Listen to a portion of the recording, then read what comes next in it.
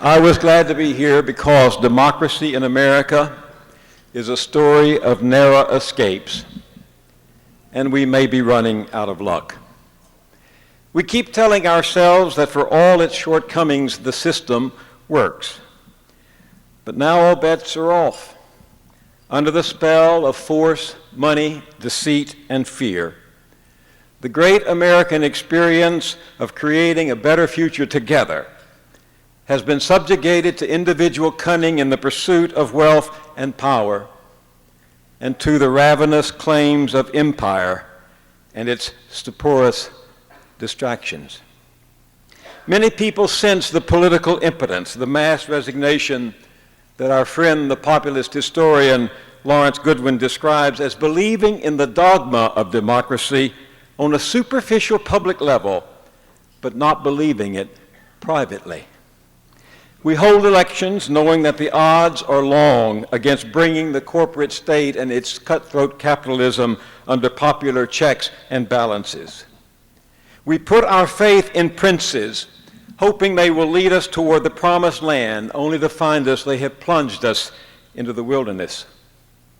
For all the vigor at local levels, we seem unable to translate our personal commitments into new vistas of social possibility, and we grope for the political will to address our most intractable challenges. We know this earth we share as our common gift to be passed on in good condition to our children's children is being despoiled. Private wealth swells on speculation as public needs starve for elemental oxygen. Our Constitution is cast into the shadow by a powerful cabal of secrecy-obsessed authoritarians, the gravediggers of democracy. Terms like liberty and freedom, invoked by generations of Americans who battled to widen the founding promise of a more perfect union for the general welfare, have been perverted to create a government dedicated to the welfare of the state, the political class that runs it, and the donor class that exploits it. It isn't necessary to be a Jeremiah crying aloud to a sinful Jerusalem that the Lord is about to afflict them for their sins of idolatry. It isn't necessary to be Cassandra making a nuisance of herself as she wanders King Priam's palace grounds, wailing, "The Greeks are coming." Or Socrates, the gadfly, stinging the rump of power with jabs of truth. You need only to be a reporter with your eyes open. You need only to connect the dots. So, I report the assault on nature by coal mining that tears the tops off mountains and dumps them into rivers, sacrificing the health and lives of those in the river valleys to short-term profit. And I see a link between that process and the stock market frenzy, which scorns long-term investments, genuine savings, in favor of quick turnovers and speculative bubbles whose inevitable bursting leaves insiders with stuffed pockets and millions of small stockholders, pensioners, and employees out of work, out of luck, and out of hope. And then I see a connection between those disasters and the repeal of 60-year-old banking and securities regulation designed during the Great Depression to prevent exactly such human and economic damage.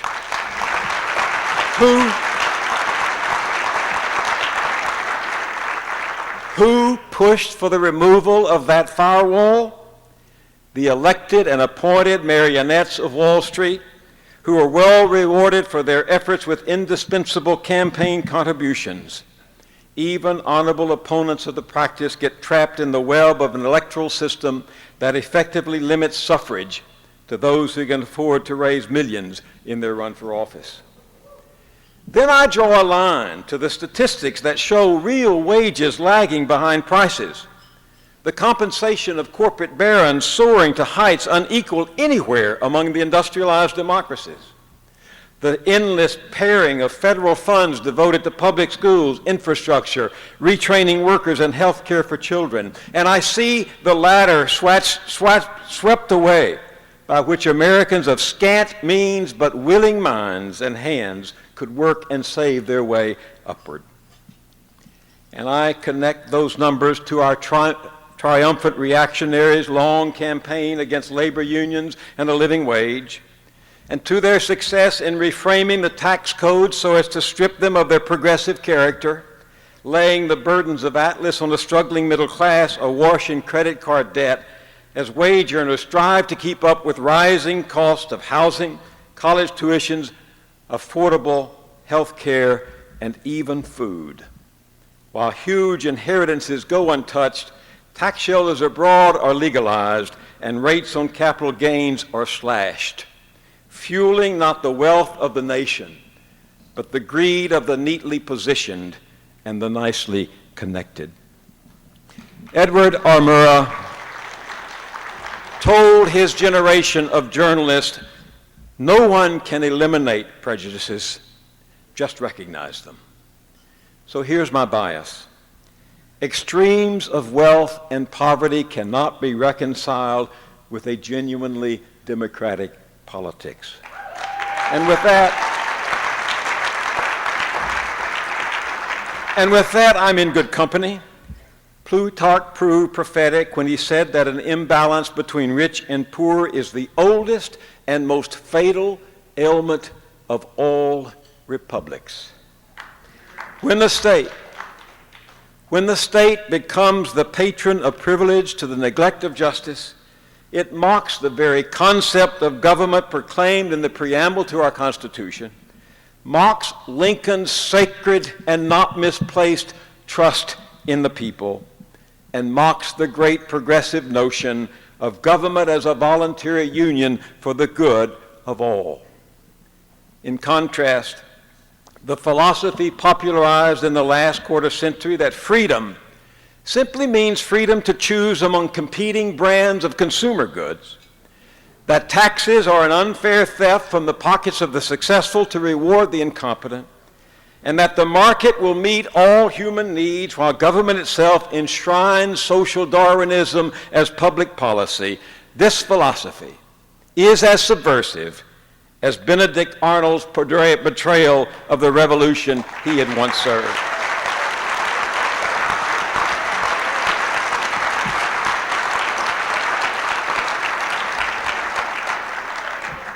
Did I say revolution?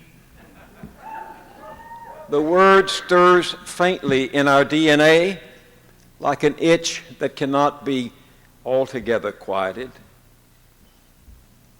And it's true. We are the heirs of revolution. We're the spiritual descendants of radicals who believe that we, the people, we together, not just a favored few, could identify and would remedy common distempers and dilemmas and prove that people could be trusted with their destiny. Gordon Wood wrote a landmark book on that subject and called it The Radicalism of the American Revolution. Our nation discovered its greatness, he says, by creating a prosperous, free society belonging to obscure people with their workaday concerns and their pecuniary pursuits of happiness. This democracy, he says, changed the lives of hitherto neglected and despised masses of common laboring people like Ruby and Henry Moyers. How could we have forgotten that in an age of monarchs, lords, and nobles, of feudal realms and ecclesiastical riches and the divine rights of rulers, this was the radical liberation of a universal aspiration. More compelling today for having been so often shanghaied and shackled that every age must battle in its own way to redeem it once again. I saw Majorgan and Van up here, and I thought, our children are being cheated of their revolutionary heritage. Go to urban schools with high concentrations of poor and minority children, and you can understand what it must have meant to Native Americans to be segregated on reservations, isolated, powerless, shorn of any chance to participate in the shaping of your destiny in the larger world.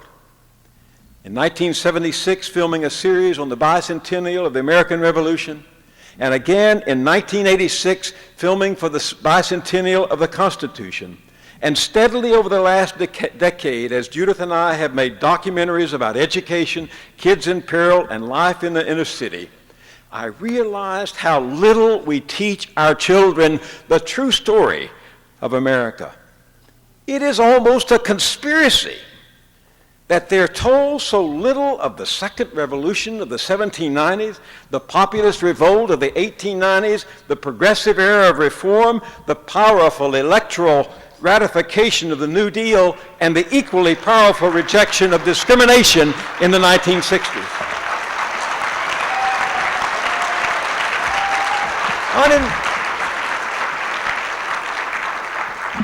Uninformed of the knowledge of a vibrant past, their imaginations have been disenfranchised. They do not know that the whole course of our history can be seen as a long journey of different struggles to make democracy work and America more just, of farmers who fought back, of slaves who rose up, of women who would not be denied, and unwelcome immigrants who wouldn't go home, and exploited workers who against great odds claimed the revolution as their own and breathed new life into it. Who will tell these children that of the 26 amendments to the Constitution, one deals with the judiciary, one with prohibition, 3 with the presidency, and 20 with some extension of democracy? Who will tell them that they are written into the Declaration of Independence, equal before the law as citizens and moral agents? And who will read them? Thomas Wolfe. I believe, said Wolfe, that we are lost in America, but I believe that we shall be found. I think the true discovery of America, he wrote, is before us. I think the true fulfillment of our spirit, of our people, of our mighty and mortal land is yet to come. I think, he said, the true discovery of our democracy is still before us. The man I'm here to introduce has lived his life by that light. He thinks we can make the crooked ways straight and the world over again. So he's busy these days plotting the second Boston Tea Party. Norman Lear has been my friend for 30 years, my soul brother since the Big Bang. His humor has opened us to the kaleidoscope of our humanity. He has inspired us to do the best of things in the worst of times. He has mounted the barricades against theocrats and autocrats, and relentlessly he has fought to move America closer to the egalitarian values of democracy. And now he lives to rekindle the patriot dream. The patriot dream. Arlo Guthrie, remember? Arise, sweet destiny, time runs short. All of your patience has heard them retort, hear us now, for alone we can't seem to try to rekindle the patriot's dream. Can you hear the words being whispered all along the American stream? Tyrants freed, the just are imprisoned, trying to rekindle the patriot's dream. But perhaps too much is being asked of too few. You and your children with nothing to do, Hear us now, for alone we can't seem to try to rekindle the patriot's dream. Living now here, but for fortune placed by fate's mysterious schemes, who would believe that we're the ones asked to rekindle the patriot's dreams? Who would believe such a radical thing? You're about to meet him.